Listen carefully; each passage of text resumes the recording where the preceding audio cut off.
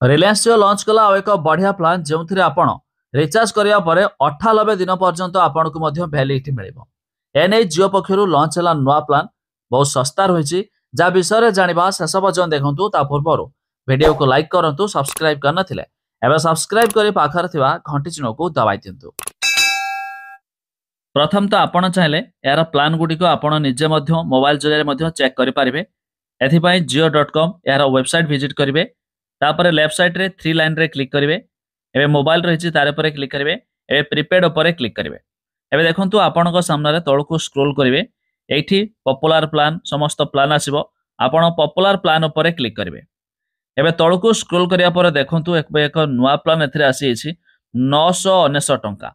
तबे 999 टंका जदि आपण रिचार्ज करछंती आपनको कोन मिलिबो देखंतु 98 दिनर वैलिडिटी मिलिबो। या छड़ा एथिरे मोट उपरे 146 GB data मिलिबो। Per day 2 GB हिसाब रे आपनको डाटा मिलिबो। वॉइस कॉल अनलिमिटेड मिलिबो। एसएमएस पर डे 100 एसएमएस मिलिबो। या छड़ा यार सब्सक्रिप्शन पैक जेमिति कि Jio TV, Jio cinema, Jio cloud ये सब मध्य आपनको फ्री मिलुछि। तबे एथिरे आपण ए प्लान रे जदि आपणकर फोन टी 5G फोन थिबो तबे अनलिमिटेड 5G डाटा रा मध्य लाभ आपण उठाई पारिबे।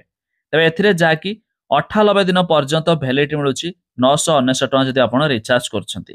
तबे जियो ने आछि तार एक नुआ रिचार्ज प्लान। तबे आपण माने जियो रे केते टंका लेखा रिचार्ज करंती ता निहाती कमेंट करिकि जणाइबे।